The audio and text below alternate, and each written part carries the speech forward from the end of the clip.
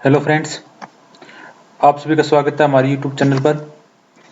Friend, आज की video के अंदर अपन देखेंगे ऐसे कानून व अधिनियम जो महिला अपराध से जुड़े हुए हैं।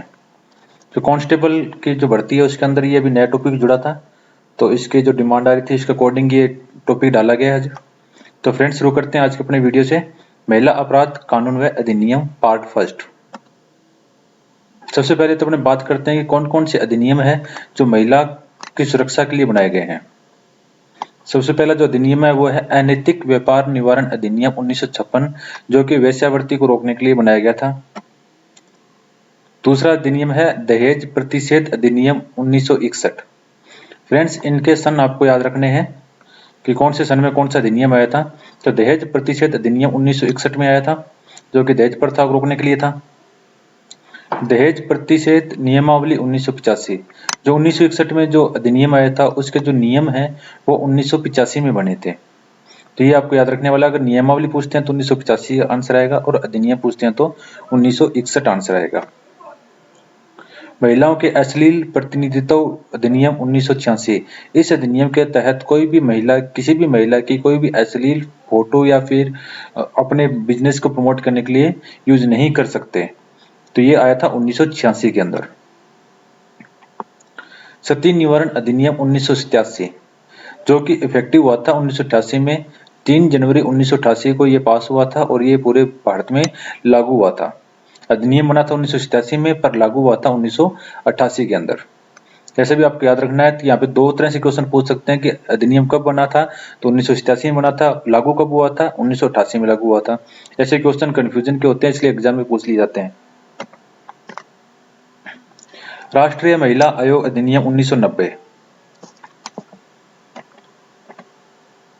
भ्रूण लिंग चयन निषेध अधिनियम 1994।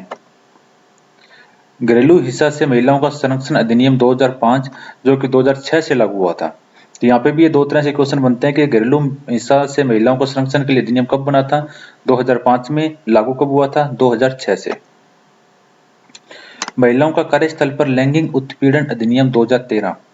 जो महिला जहाँ भी वर्क कर रही है वहां पे उसको फ्रेंडली इन्वायरमेंट बनाने के लिए अधिनियम बनाया गया था, ताकि उस पे वहां पे कोई लैंगिक उत्पीड़न ना हो।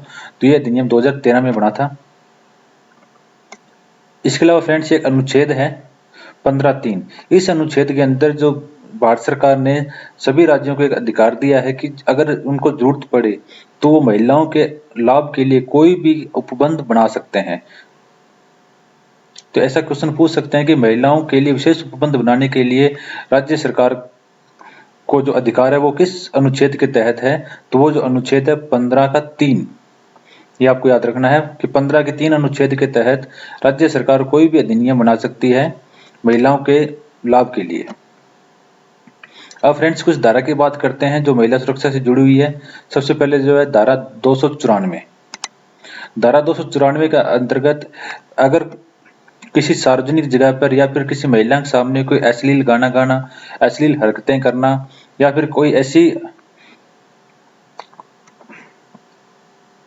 अश्लील हरकतें करना या फिर अगर कोई करता है तो वो जो कार्य है वो धारा 294 के अंतर्गत एक क्राइम है, और उस क्राइम के अंतर्गत आपको 3 माह की साधारण या फिर सश्रम कारावास की सजा हो सकती है।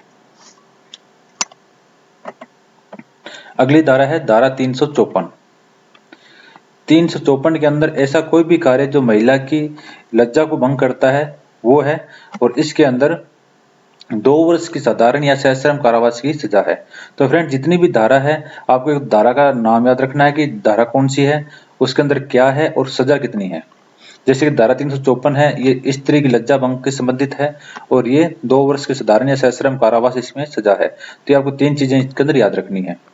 नेक्स्ट जो धारा है वो है धारा 376।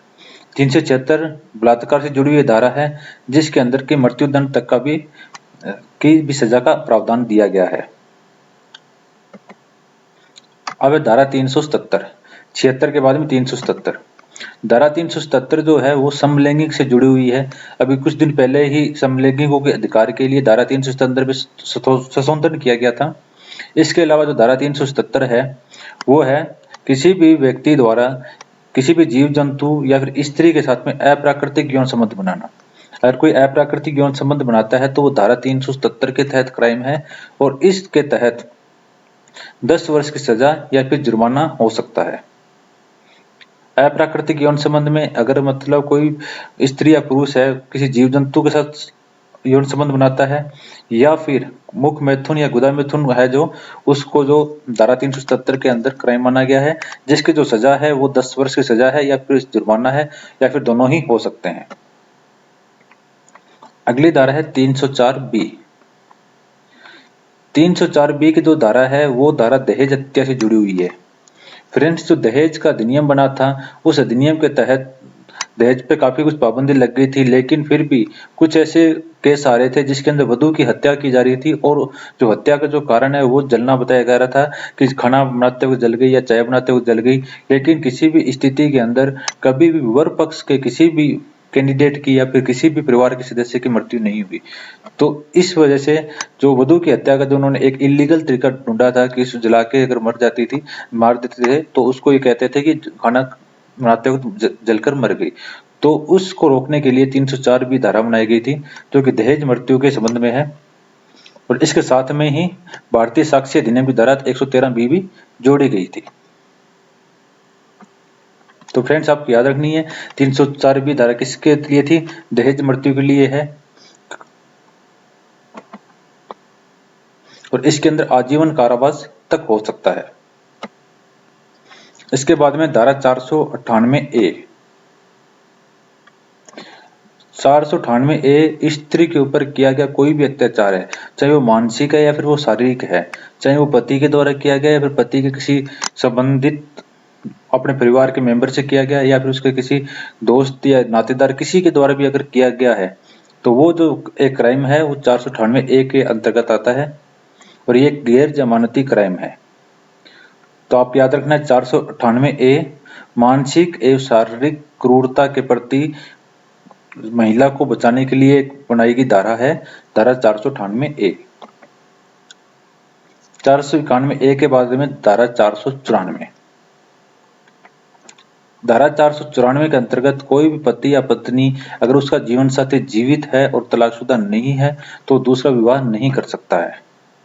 अगर फिर भी अगर ऐसा कोई व्यक्ति या फिर पति या पत्नी दूसरा विवाह कर लेता है तो उसे 7 वर्ष तक की सजा का प्रावधान है। इसके अलावा जुर्माना भी दे हो सकता है या फिर दोनों ही हो सकते हैं। धारा 46।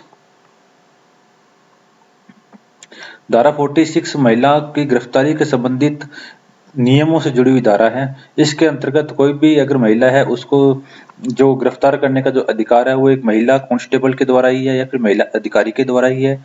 उसकी जो गिरफ्तारी के बाद में जो चिकित्सक की जांच होती है वो जांच भी एक महिला चिकित्सक करेगी और जो महिला की गिरफ्तारी है वो सूर्यास्त के बाद में नहीं होती है।